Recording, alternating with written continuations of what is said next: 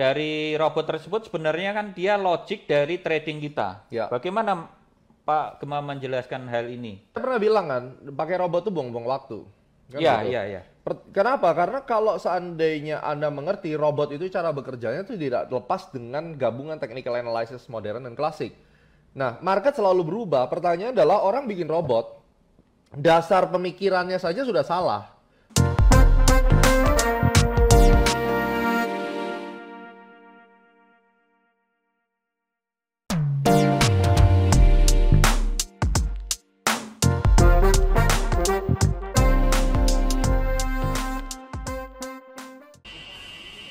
Saya sambil nonton CNBC buat teman-teman yang belum lihat video terbaru Astronauts, di mana kita lihat peak daripada IHSG dan ternyata bener waktu tanggal 24 itu saya bilang bottom, terus kemudian naik sampai tanggal 7 dan 7 peak hari ini indeks minus 3% ya. Silakan dilihat. Siapa tahu mudah-mudahan bisa dijadiin robot one day ya. Jadi enak kalau bisa sih sebenarnya. Jadi saya mau sharing tentang konsep robot, dari konsep literasi yang benar itu sebenarnya apa, itu yang paling penting ya. Itu ada Pak Angelo, selamat siang nih Pak Angelo, juga teman saya, ownernya Amta Bumi Anyar nih, yang data feednya saya pakai. Di saham pun saya pakai robot sebenarnya. Tapi robotnya yang seperti apa dan konsepnya gimana gitu loh. Jadi ini yang mau nggak mau akhirnya ya udahlah saya bikin tutorial lagi ya. Mata saya agak sakit. Jadi emang penyakitnya Pak Tua Marlam tuh emang begitu, suka bikin rusuh, ya kan? Habis itu maksain orang akhirnya bikin tutorial begini kalau ada rusuh. Itu kelakuannya dia. Cuma kan kalau saya sebagai admin RTI saya nggak live begini kan nanti nggak enak. Ntar dikira beneran lagi, karena gimana ya, harap dimaklumin terlalu banyak yang kurang bisa menggunakan intelektualitasnya, itu akhirnya kejebak sama clickbaitnya Pak Tua Marlam gitu loh, repot. Ini kan nambahin kerjaan buat saya kan sebenarnya. Ya udah, tapi nggak apa-apa lah. Kalau viewernya lebih dari 100 worth it gitu. Kalau di bawah itu ya sayang, informasinya kurang.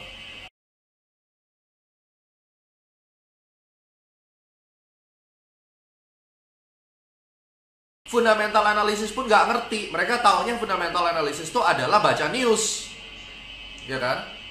Baca news, fundamental analysis. News is not fundamental. Kalau Anda mau tahu fundamental, itu bikin gold valuasi, bikin pakai discounted cash flow kayak pakai apa? Saya nggak tahu ya modelnya, karena saya tidak begitu mendalami valuation modeling, saya masih belajar. Itu poinnya. Tetap menggunakan technical analysis, nggak mungkin pakai fundamental. Kalau ada yang bilang robot saya pakai fundamental dan technical, udah coret, buang ke tong sampah. Berarti itu robot gila. Kecuali robotnya tahun 2008 tuh waktu zaman Bush masih jadi presiden, ada sistem news trading. Jadi kalau misalnya newsnya di menit ke-30, menit ke-28, 29 kita pakai M1 pasang buy stop, sell stop misalnya. Itu cara yang sangat umum lah tahun 2007, 2006 sampai 2008 ya. Nah, kalau robotnya bilang based on fundamental pakai cara kayak begitu, itu robot gila saya bilang. Itu udah pasti buang aja robot kayak begitu. Itu endingnya apa? Akunnya nanti lock semua. Saya kasih tahu ya, 5 tahun terakhir saya udah ngebantuin buka lockingan orang dari broker lokal. Itu total yang saya selamatin ada hampir 30M. Hampir 30M. Itu teman-teman saya sendiri, dan saya tahu exactly gimana caranya buka tutup locking, dan itu susah banget.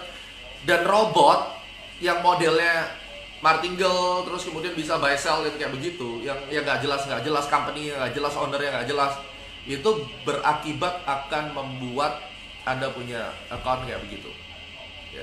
Nah, dasar daripada robot itu adalah technical analysis, itu udah pasti. Yang jadi masalah sekarang creator robotnya ini loh ya. Creator robotnya yang saya permasalahin, lu ngerti nggak technical analysis? Karena pada saat Anda ngertinya cuma sepotong-sepotong tanpa mengurangi rasa hormat, robot ini kan hanya menjalankan atau Anda create sesuai dengan ide Anda. Nah, kalau ide Anda sepotong-sepotong, terus Anda bikin robot secara majority, mau jadi apa robotnya? Itu loh yang jadi masalah. Pada saat saya bicara buang-buang waktu, itu ketika konteksnya saya bicara orang yang tidak memiliki keilmuan analisa teknikal yang benar, lalu bikin robot, robotnya dijual, dibikin training, masuk ke TV, terus jadi apa masyarakatnya? Lihat, ini yang jadi masalah. Nah, mechanical trading system itu ada dua, ada yang fully trade, ya, ada yang fully trade. Di Wall Street sudah banyak yang pakai fully trade. Ada juga yang dia sebagai scanner, itu juga bisa, ya. Itu termasuk mechanical trading system. Kayak yang punyanya Pak Angelo itu adalah scanner, jadi dia tidak melakukan executing karena Bursa Efek Indonesia belum bisa nampaknya untuk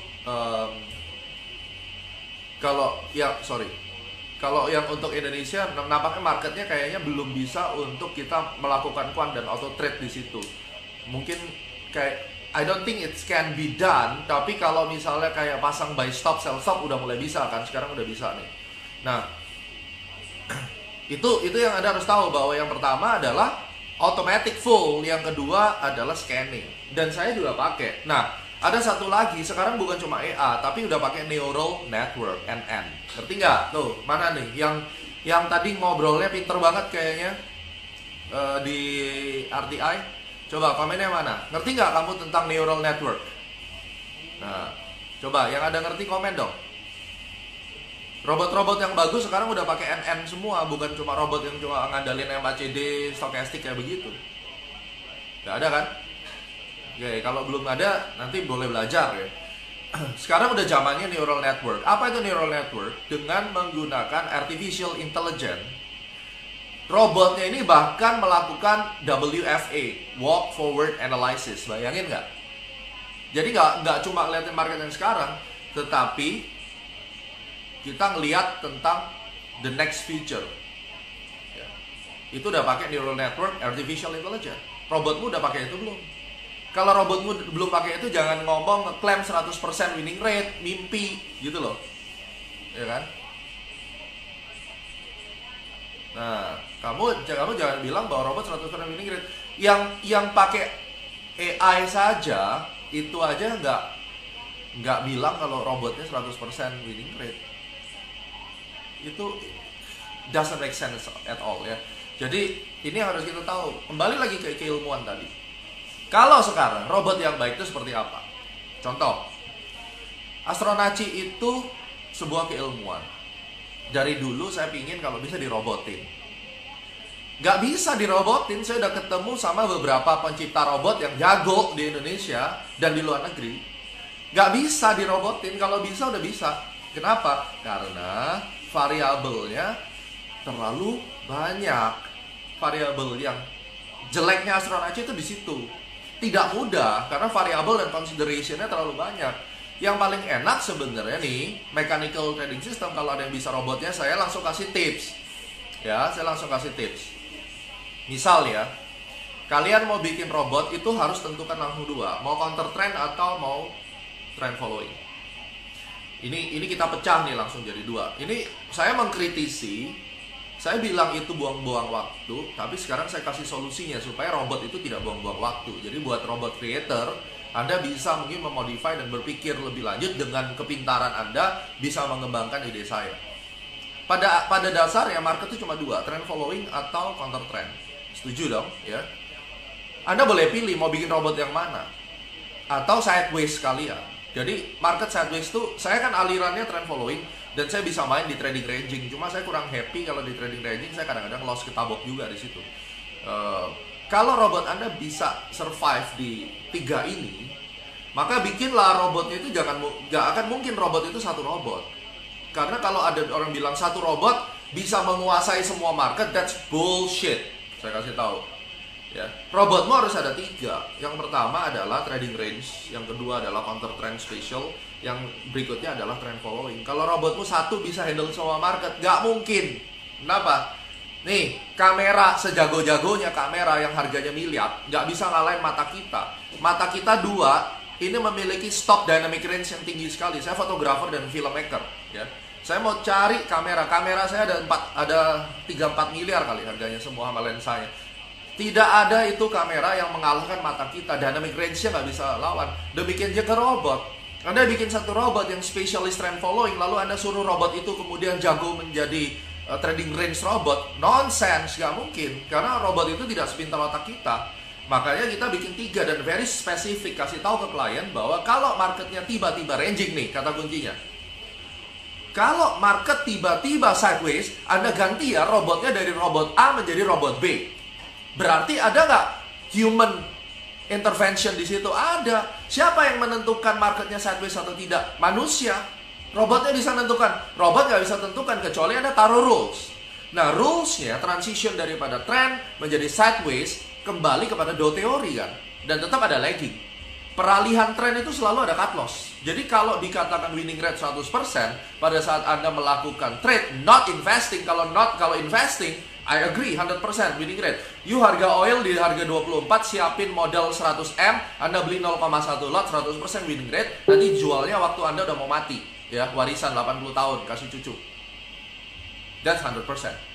Tapi kalau kita ngomong trading, peralihan fase market mulai dari sideways terus kemudian menjadi participation, pada saat itu Anda masih menggunakan robot sideways, kemudian Anda pindah ke robot yang trend, itu pun ada kemungkinan cut. Jadi kalau 100% nggak penting, nggak bisa dan juga nggak penting sebenarnya. Kita mesti pindah. Kita yang decide. Robot pun bisa decide. Misalnya kita kasih rules-nya, dia akan decide nih, oke, ini ada peralihan trend. Dan ada resiko waktu robot itu mengidentifikasi, karena marketnya kan zigzag juga. Nah, kalau dikatakan kehadiran teknologi saat ini itu membuat market makin volatility-nya makin ngaco. Coba Anda buka chartnya di XY, ya, US Dollar Index. Itu V-shape semua dan itu susah banget dianalisa. Saya percaya yang model-model seperti DXY, kemudian Dow Jones Index, Nasdaq Index, itu bandar utamanya udah pakai algoritma dan kuantitatif. Jadi dia itu ngefilter, ya, ngefilter possibility manusia yang bisa mempredik, itu dia akan coba untuk melakukan manipulasi atau camouflage. Sehingga untuk di time frame kecil mereka tambahin noise-nya. Ya, noise-nya ditambahin, hanya mereka bisa lihat di time frame yang lebih besar, yang lebih stable, pergerakannya lebih lambat, tidak terlalu volatile. Sehingga mengurangi orang-orang yang bermain day trade atau scalper berat yang sekali scalper bisa miliar dolar, ya. Ini yang harus Anda catat. Nah, sekarang Anda pilih mau bikin robot yang mana nih? Jangan menjual satu robot bisa untuk segala market, depositnya harus gede, microsense. No, dude, you cannot tell this to me. I know exactly yang ada di market kayak gimana. Kalau Anda mau bohongin orang satu RTI, okay, you don't tell me like that. Ya. Lalu, nah, ini ada satu komen. EA dengan metode switching open jaya saat trending, hancur saat sideways. Nah, that's the truth. Gitu loh. Jadi bikin 3 robot. You don't tell me that, okay, karena Gemma nggak ngerti tentang robot, makanya dia bikin buang-buang waktu. Lu yang nggak ngerti. Bikin 3 robot. Satu sideways, satu trending, satunya counter trend. Ya kan? Metodenya gimana? Moving average one is the best tools untuk semua algoritma trading, karena moving average itu adalah public property. Anda nggak akan mungkin tahu siapa penemu moving average kan? Karena nggak ada penemunya. Moving average itu secara public property kalau saya nggak salah. Kalau MACD Gerard Apple, Stochastic George Lane, ya kan? RSI George Wilder kalau nggak salah namanya. Correct me if I'm wrong, ya. Mereka yang nemuin Bollinger, otomatis Bollinger Bands. Tapi kalau moving average itu menjadi dasar dari semua indikator trend following. MACD pakai moving average, Bollinger pakai moving average, is become public property. Nah, untuk bermain di trading range, Anda bisa pakai oscillator. Anda mau pakai CCI atau mau pakai stochastic atau mau pakai MACD, bebas. Nah, itu satu. Trend following pasti basicnya moving average. Anda bisa gunakan konsep begini. Kalau mau scalpingan nih, pakai time frame 2 menit. Mungkin di MT4 nggak ada, mungkin M5. Gunakan EMA 200, lalu gunakan EMA 20. Ya, EMA 200 dan 20. Rules-nya simple. Pada saat EMA 20 di atas EMA 200 dan harga bergerak di atas EMA 20, is a buy mode. Itu satu filternya. Yang kedua, kapan execute-nya? Ketika harga mengalami secondary reaction mendekati EMA 20 dan membentuk hammer, itu filternya kan, membentuk harami, Anda bisa langsung pakai buy stop. Keluarin metodenya. Ditambahin filternya dengan satu syarat, di time frame tersebut stochastic oscillator-nya, atau misalnya Anda mau pakai force index-nya Elder atau mau pakai CCI-nya ya, itu berada di area oversold, dan kalau bisa ada small divergence misalnya, dan buy stop bisa dipakai di situ. Kalau di M5 kurang, turunin ke M1. Untuk menggunakan M1, volatility marketnya harus tinggi.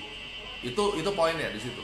Jadi waktu awal-awal Maret ya, volatility marketnya kan lagi tinggi banget tuh. Itu saya trading untuk di A-Club nggak pakai M5. M5 aja stop lossnya bisa 70-80 pips. Saya turunin ke M1 dan masih dapat.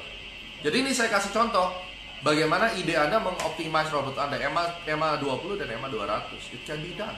Ya. Karena saya melakukan itu manual. Jadi tetap ada filternya, dan filter elemennya momentum, pattern, price.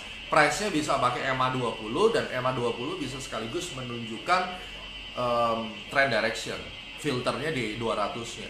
Nah, pada saat dia kejebak di sideways, stop loss itu ada, dan kasih tahu si ownernya atau penjaga robotnya, kalau market sudah masuk dalam kriteria sideways, switch robotnya menjadi range misalnya.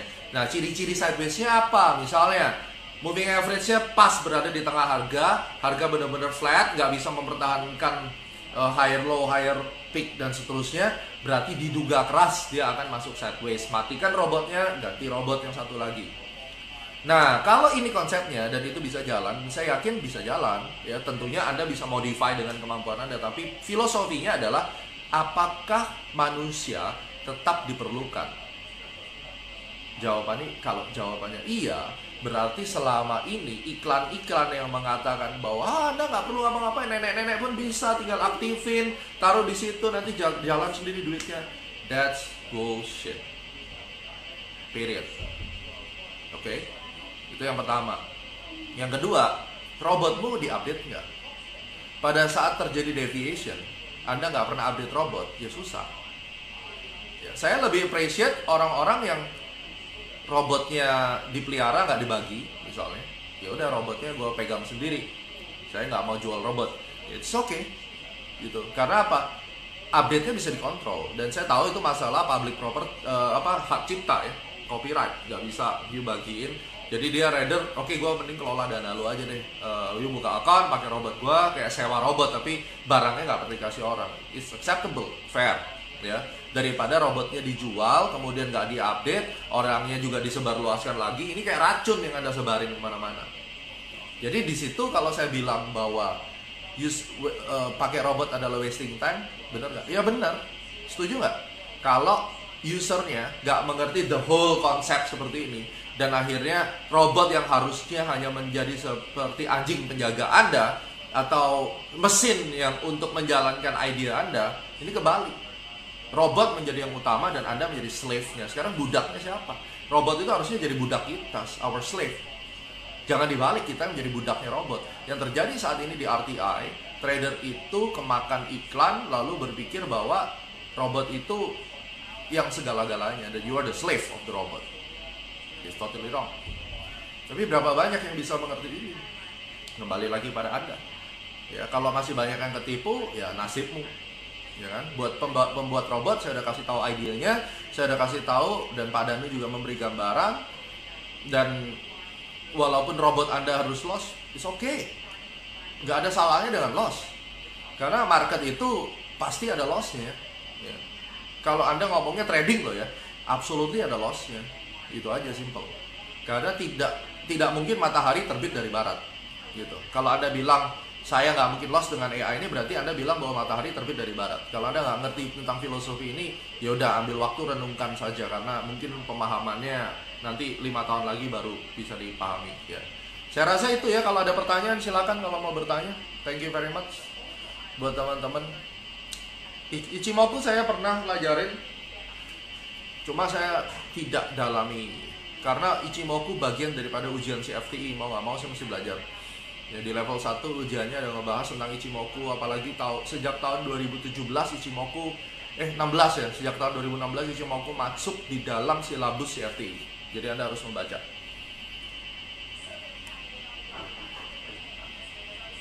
Oke, ada pertanyaan, Pak Gema lebih prefer manual trade or pakai TA? Tergantung. Kalau di saham saya pakai EA, ya, tapi bukan automatic execution, tapi membantu kita untuk lakukan scanning.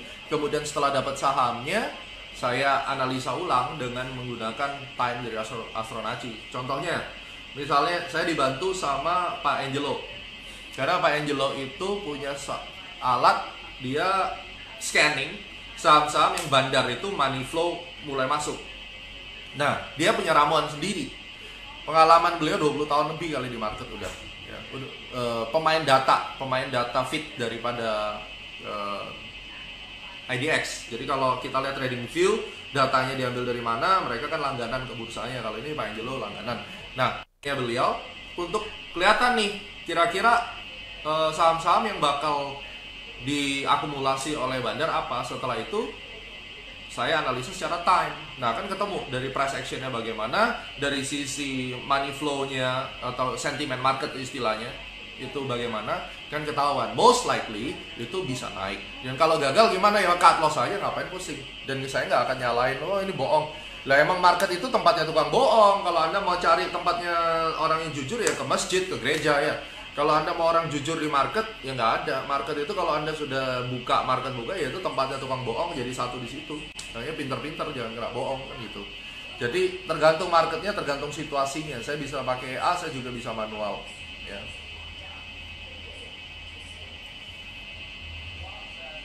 Pak Gema, logaritma yang benar untuk robot, saya tidak menguasai algoritma tadi. Karena aliran saya bukan quant. Murid saya, analis saya dulu, murid saya mendalami quant, ya, jadi dia jago banget quant. Cuma ya saya masih ke manual, mungkin karena saya gaptek juga gitu. Oke. Pak Ferry, dengan pembahasan robot ini semoga Grup RT dapat membuka edukasi pembuatan robot, karena robot juga perlu diperbaiki di masa tertentu. Always, selalu di adjust ya. MyEA, saya pakai M4 ketika harga berada di atas M4 buy. Ya, it's okay. Sangat simple tapi powerful. Berarti kan Pak Tahirun menggunakan EA dengan ingredients atau campuran dasarnya adalah moving average. Berarti robot Anda trend following gitu aja. Dan itu simple, tapi itu berbahaya pada saat tren berbalik arah. Bagaimana dengan copy trade? Ya sama aja kan. Kalau copy trade, sekarang kalau yang ada copy siapa gitu loh. Nah, ini sebagai penutup saya ceritakan copy trade nih. Kenapa bisnis copy trade kami yang buat ya broker sendiri. Karena broker-broker kan mau makan duit Anda, jadi ya dia ciptain aja badut-badut, saya nyebutnya tuh badut. Dibikin badut A, badut B, badut C, dibikin bagus performance-nya, ya kan? Boleh dong, namanya trader sekali-sekali rugi, boleh kan? Gitu. Jadi bagus selama 3 bulan, wah bagus, cakep banget. Ya, oke, cakep banget. Dia bisa pakai 2 account tradingnya, jadi 2 nama. Ya, intinya juara 1 sampai juara 5 ya mereka itulah, owner-owner broker itulah, ya kan? Terus kemudian setelah bagus, orang itu kan greedy pada dasarnya. Awalnya masuk 0,1, endingnya bisa 1 lot, 2 lot. Nah, dia boleh dong sesekali salah, dalam 3 bulan dia salah sekali aja. Atau 2 kali nih, bikin drawdown. Pada saat itu masyarakat entry-nya mungkin udah bukan 0,1, tapi entry-nya udah mungkin 3 lot, sampai 5 lot, sampai 10 lot. Ya habis semua duitnya, masuklah ke kantongnya bandar itu kan. Ya sebenarnya copy trade itu awalnya ya kayak begitu. Tapi ya tidak ada salahnya kalau Anda kenal yang namanya penyedia kopi trade. Saya tidak bilang kopi trade jelek, tergantung orangnya siapa yang ada kopi. Ya itu aja, simple. Ya. Oke. Ada lagi pertanyaan? Yang mau debat, ayo debat. Jangan nanti kalau udah sini rame di komen saya blok semua loh. Saya udah kasih kesempatan. Apalagi komennya nggak karu-karuan. Udah nggak lihat video live-nya, dikasih kesempatan ngobrol langsung sama saya di sini, nggak mau diskusi. Tapi nanti nyinyirnya di komen, saya pasti ban itu nanti. Jadi kita lebih baik fair aja, kita diskusi secara akademis dan intelek aja, jangan kayak orang kampung ngobrolnya, nggak enak, dilihat tuh nggak cantik gitu. Ya. Pak Gema, saat ini trending BO robot net 9 bagaimana?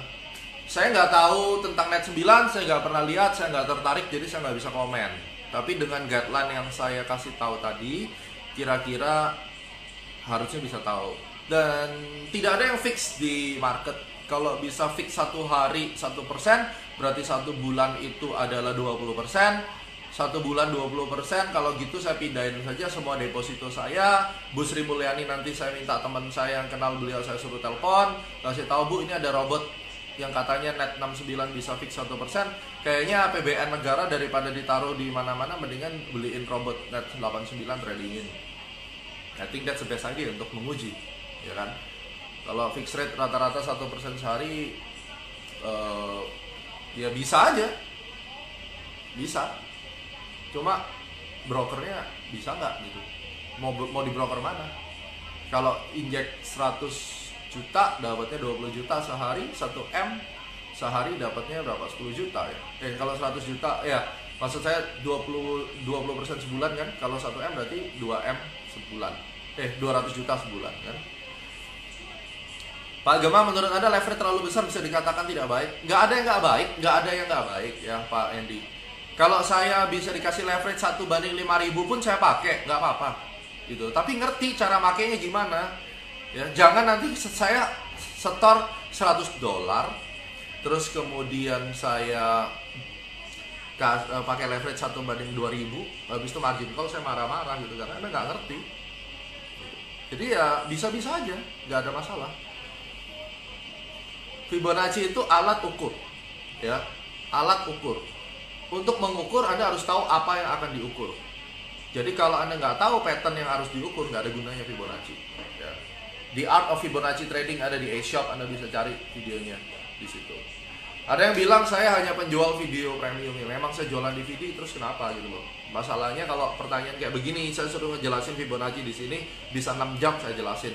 Sedangkan video itu Anda buka, Anda ulang-ulang 1 bulan belum tentu ngerti juga. Jadi mendingan beli aja daripada saya capek ngejelasin kan. Itu dasarnya. Jadi memberikan edukasi yang benar. Broker MRG apa menyediakan copy trade? Pak Nathanael kayaknya sekarang belum deh copy trade, tapi robot bisa. Nah tuh ada dari Pak Danu ya. EA adalah satu trading plan, trading system lengkap dari plan buy, kapan sell, di mana dan seterusnya. Baik kondisi profit ataupun exit dan bisa di dalam kondisi loss, dikonversikan dalam sebuah coding bahasa pemrograman. Jadi EA itu sebenarnya adalah suatu kesimpulan trading system. Nah, exactly, that's it. Ya kan? That's the point. Pak Kristianto Wijaya, robot trading drawdown di bawah 5%, 2 tahun lebih. Percaya Pak Kristianto, tapi ada drawdownnya kan? Nah, kalau yang dijual itu kan nggak ngomongin tentang drawdown ya, pokoknya fix 1%. Ingat loh, kalau kata fix itu berarti returnnya fix 1%. Berarti drawdownnya sudah dibuang semua dan dia dapatnya 1%. Dan satu lagi, 1% kalau dari modal $1.000 gampang. $20.000 mungkin agak susah. 2 miliar lebih susah lagi. Jadi kalau misalnya robot Anda itu belum terlalu confident, Anda meng-create trading system untuk modal gede dan bisa diomelin sama yang punya duit, nah itu boleh menjadi salah satu tambahan faktor. Akhirnya menjadi consideration secara psikologis kan. Gitu. Nanti ngobrol sama saya Pak Kristianto, kita ngobrolin yang dari broker gue ya, tempat Anda ya, kalau nggak salah. Oke? Alright, saya rasa itu ya. Buat pertanyaan-pertanyaan lain mungkin kita nanti bisa ngobrol-ngobrol di Curhat Trader minggu depan ya. Stay tune di YouTube Astronaci, semoga ini bisa memberikan gambaran dan memberikan edukasi buat teman-teman agar tidak terjebak di dalam paradigma yang salah. Itu kesimpulan dari Pak Danurif tuh udah bener tuh ya, tinggal dibaca aja komennya, di copy paste dan dipahami ya.